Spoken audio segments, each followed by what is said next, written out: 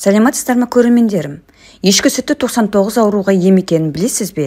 Аллергия мазалай ма? Ешкі сүтінің сүйекке пайдасын білесіз бе? Бүгінгі видеом осы сұрақтарға жауап болмақ. Алдымен қызықты пайдалы видеомды өткізіп алмас үшін каналыма тіркеліп қойыңыз. Ешкі сүті 99 ауруға ем.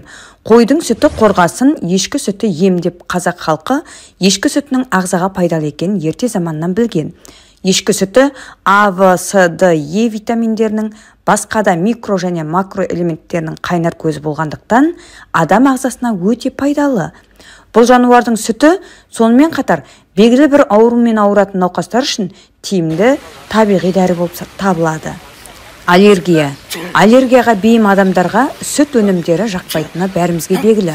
Мұндай науқастар әсіресе сиыр сүтін пайдалана алмайды. Себебі сиыр сүті аллергияның қоздырушысы, бірақ ағзаға сүт қажет. Оны 100%-ға алмастырылатын өнім ешкі сүті. Мұны түсіндіру оңай. Ешкі сүті біріншіден аллергияны қоздырмайды, сонымен қатар аллергияға бейім адамдардың ауруын түбімен жоятын қасиетке ие.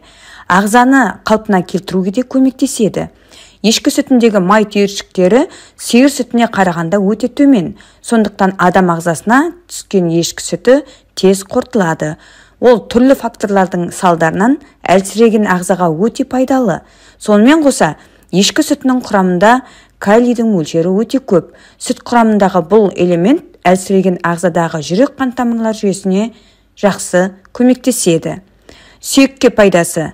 Ешкі сүтінің құрамында сүйек тіндерін қатайтатын кальций және Д тобындағы витаминдер қоры жеткілікті. Сондықтан дәрігерлер балаға 1 жасынан бастап рахит ауруының алдын алу және оны емдеу үшін ешкі сүтін беруді ұсынады. Сондай-ақ дәрігерлер мен ғалымдардың дәлелдеуінше, бұл ешкі сүтін сүйегі сынған адамдар күніне 1 стаканнан ішіп тұрса, сүйегі бітіп қалпына келу процесі 2 есе жылдам болады. Ішек дисбактериозында ешкі сүтінен жасалған өнімдер ішек жұмысын қайта қалпына келтіруге көмектеседі. Сондықтан бұл дерттен тезірек айығу үшін міндетті түрде ешкі сүтін ішіп, одан жасалған өнімдерді тамақ рационына енгізгеніңіз дұрыс. Бүгінгі видеом осындай. Видеом ұнаса лайк басып пікір жазуды және достарыңызбен бөлісуді ұмытпаңыз.